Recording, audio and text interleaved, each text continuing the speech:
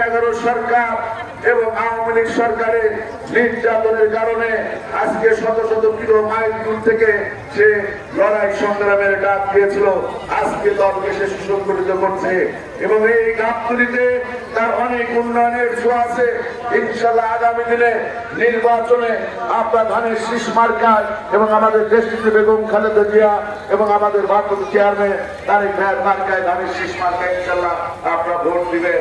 কিন্তু আপনাদের কাছে একটি কথা আছে যে বিগত দিনে যে ফাঁসিস ছিল আবার নব্য ফাঁসিসের যাতে জন্ম না হয়, এটাই আপনাদের কাছে আমাদের অনুরোধ থাকবে।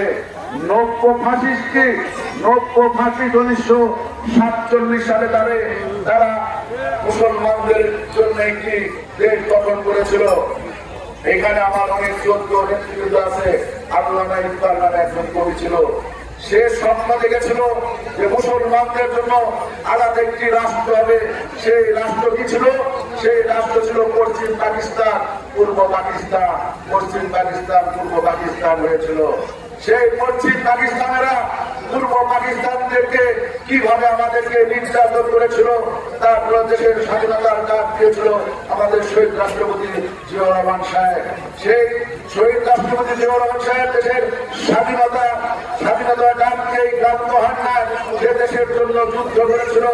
সেই স্বাধীনতা বিরোধীরা তখন এই বাংলাদেশের পক্ষে তারা কথা বলে নাই, তারা পশ্চিম পাকিস্তানের পক্ষে তারা কথা বলেছে।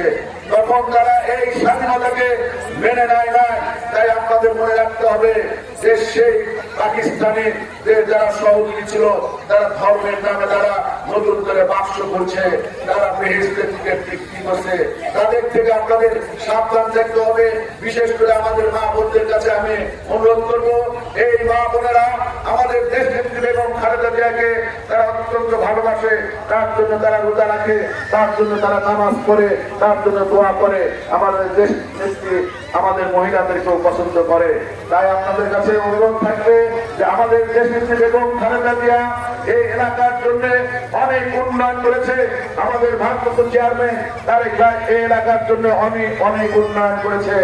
আপনার কয়েকদিন আগে বিবিসির সাক্ষাৎকারে আমাদের ভারপ্রাপ্ত চেয়ারম্যানের বক্তব্য অনেকেই শুনেছে। সে কয়েকটি কথা বলেছে, আপনারা সেগুলো শুনেছে। আমাদের ভারপ্রাপ্ত চেয়ারম্যান বিবিসিতে সাক্ষাৎকার দিয়েছে যে আমি আমার মাকে সুস্থ রেখে এসেছিলাম, কিন্তু সেই মা আমার অসুস্থ। আমি একটি বাড়ি রেখে এসেছিলাম, আমি একটি ঘর রেখেছিলাম, সেখানে আমার মা বাবার অনেক স্মৃতি ছিল, আমার ছোট ভাইয়ের অনেক স্মৃতি ছিল, সেই ঘরটি আর নাই। সেই আমাদের ভারপ্রাপ্ত চেয়ারম্যান এবং দেশ নেত্রী বেগম খালেদা জিয়া যে কনিষ্ঠ পুত্র আরাফাত রহমান তবুকেও 11 সরকার নির্যাতনের কারণে অকাল মৃত্যুবরণ করতে হয়েছে।